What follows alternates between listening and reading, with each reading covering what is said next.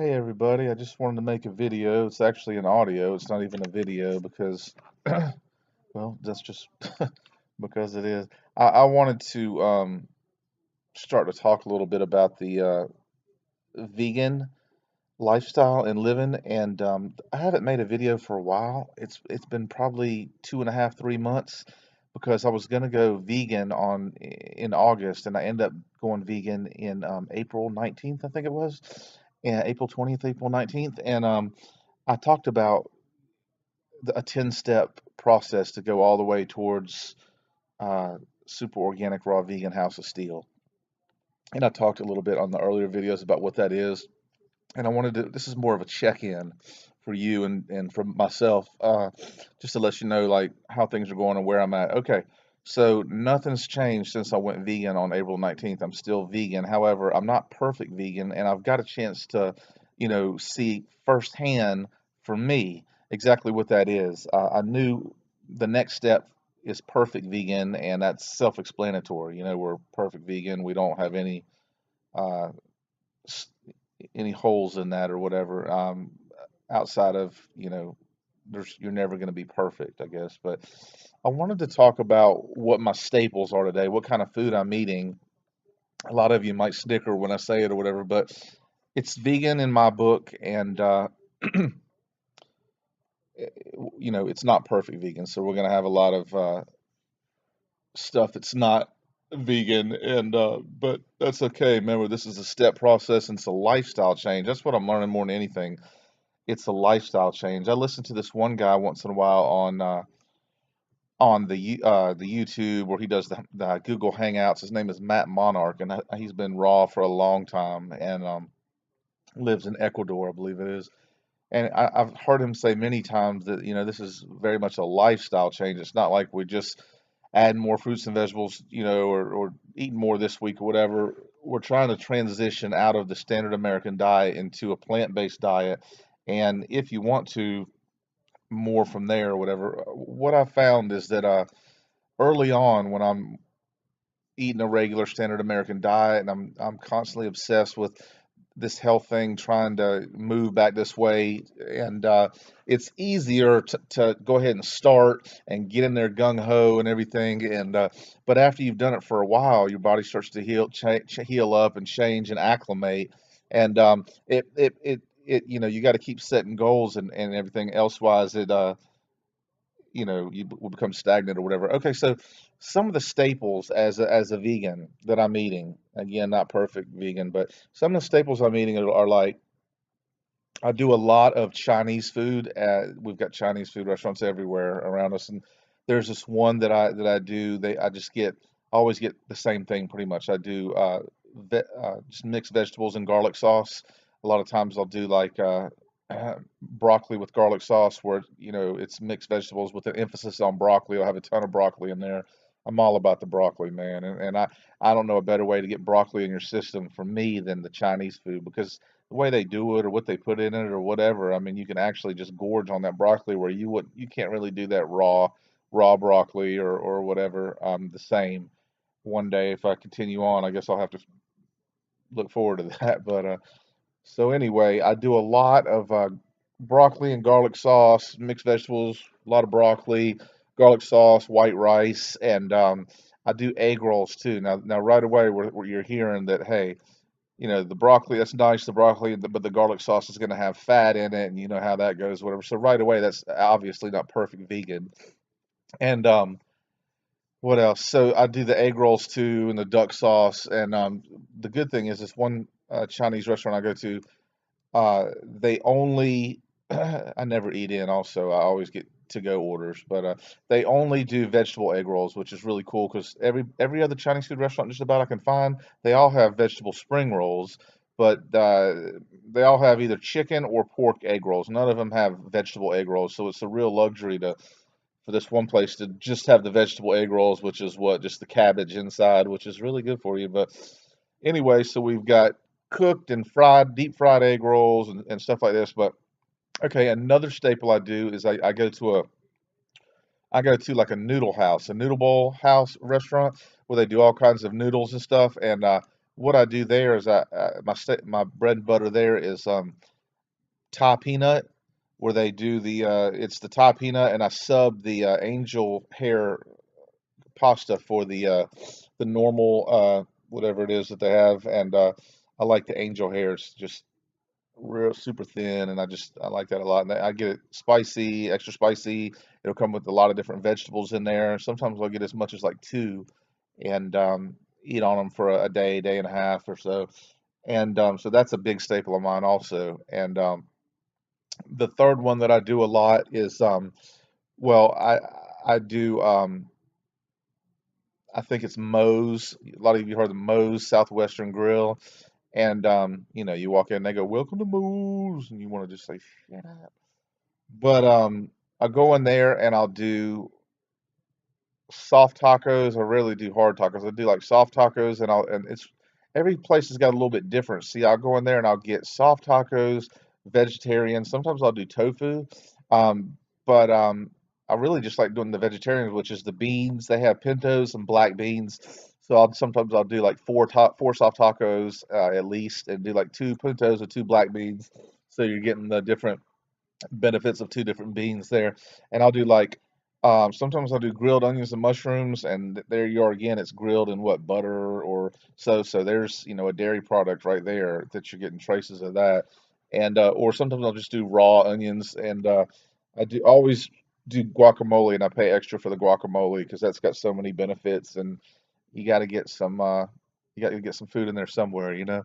But so I'll do that. I'll do the guacamole and all the fixings except for the no cheese, and never do sour cream or anything. And so I'll do that a lot. I'm trying to think what else I do.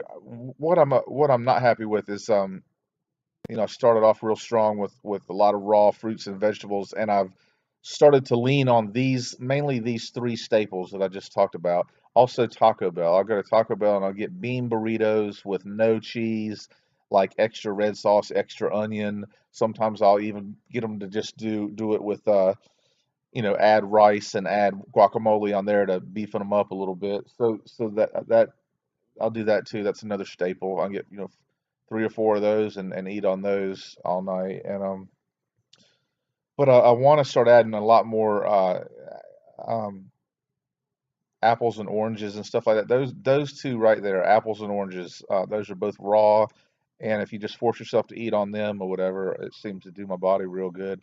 Um, when I do when I in the past when I have done strictly, perfect vegan, just fruits and vegetables and raw nuts and stuff like that, I have much more energy. I feel cleansed, clean, very anti-inflammation, a lot of energy.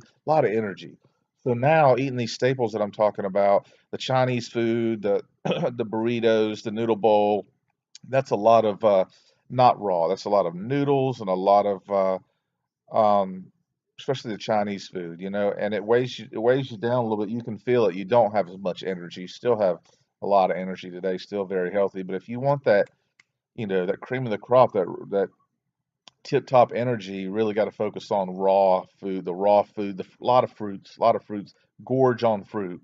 Don't worry about diabetes or anything like that. Diabetes, you need to worry about eating processed sugars, pies, cakes, sodas, stuff like that. And there's diabetics that still they binge on that or whatever, but with the fruits, it's different. You want to eat. There's a lot of fruits. There's also fruits that aren't as sweet too. But as far as eating apples and oranges and berries, man, that eat that. Definitely eat that. Guacamoles, coconut. I'll do, guacamoles and coconuts, they're on opposite sides of the spectrum. Coconuts has all the saturated fat. Guacamole has all the monosaturated fat. However, I've read a lot on the coconut, and the saturated fat in the coconut is different from that, and like the red meat and meat period. Eat your coconuts, man. It's got coconut and guacamole. Those are both superfoods, and there's just so much you can get into with that. And like I said, it's easy when you get started and you get the bug. You know what I'm saying? You get gung ho with this raw vegan and going that way and doing all the raw foods because it's fun at first. You get so much energy. There's so much you can do, and then you'll hit that plateau and everything. And so it's definitely a lifestyle change because there's going to be a lot of relapse, a lot of, you know, messing up, going back. But and I don't know if you're listening to this at all, you're somebody that's sort of like me, have had an interest in this somewhere. Um, you know, I lived a hard life when I was younger also, and I pretty much just ate what I wanted to. And as I get older, you know, I'm in my mid 40s now. You get older, your body, my body really starts to talk to me and everything, and it tells me, you know, what not to do. Drinking, I mean, drinking coffee and eating energy drinks and eating whatever, that my body lets me know, hey man, we feel like shit, you know, and that's because you're putting crap in, you know, and that's, you know, raw vegan is, some people say, oh, I don't want to do that, and I completely understand, but that is a diet that you can explore so much in there. There's so much that goes with it, and I mean, you're actually absolutely fueling your body with perfection, you know. And there's plenty of ways to get protein, plenty of ways to do all that. The nutrients is what your body needs, you know. It's not necessarily the bulk calories, which we've always live, you know, done, but it's the nutrients and everything. You can get plenty of calories on any kind of diet you want. You want to do a raw diet, you know, gorge on bananas and avocados and coconut, and there's plenty of ways to get your protein, nuts. There's all kinds of stuff that has a lot of protein in it, and everybody worries about protein, and that's like the last thing you need to worry about, really. I mean, there's, you know, you get plenty of protein. Easily. You know, fruits and vegetables, they might, especially vegetables, they might not have a lot of calories, but they're complete proteins. And so if you eat a lot of vegetables, if I mean, there's so many different ways to get protein in your diets: beans, nuts, seeds, you know, sprouts, all kinds of different ways to get that, amongst other things. And we're not talking about being perfect raw vegan anyway, but it's like I said, I'm rambling, and that's cool, but just wanted to check in, let you know where I'm at with everything. So the next step is in about 5 or 6 months, which is perfect vegan, and that is, I think I'm going to be prepared then, very close to it. If not, I might push that date back a little bit. I'm not sure, but preparation to be perfect vegan. Now that's not raw vegan, you still cook and everything on that, but preparation to be perfect vegan is essential. It's everything. Preparation meaning you're going to need money in place for everything. You need really a lot of range of equipment, kitchen equipment that is, and stuff, and all your tools, and a lot of food. You want to have a lot of food on hand and recipes, a lot of maybe food preparation up front. If you've got that going on, you're not missing on anything. I mean, you can you can maintain and really experience the benefits of living a pure vegan lifestyle. But you got to have a lot of stops in place and everything, a lot of, you know, money, equipment, knowledge. It's good to be connected to others, you know, which with the internet you can automatically be connected and meet friends, and there's groups and stuff like that. Um, but stagnation or whatever is the enemy. You know, you get bored, you hit those plateaus, you know, it's not fun, you don't have the desire to force yourself to do it again, like anything else. And that's why, you know, it's a lifestyle change. But I'm thinking about, you know, at 45 being a vegan and trying to, hoping to push that even forward as I get older. I'm way ahead of the horse, you know.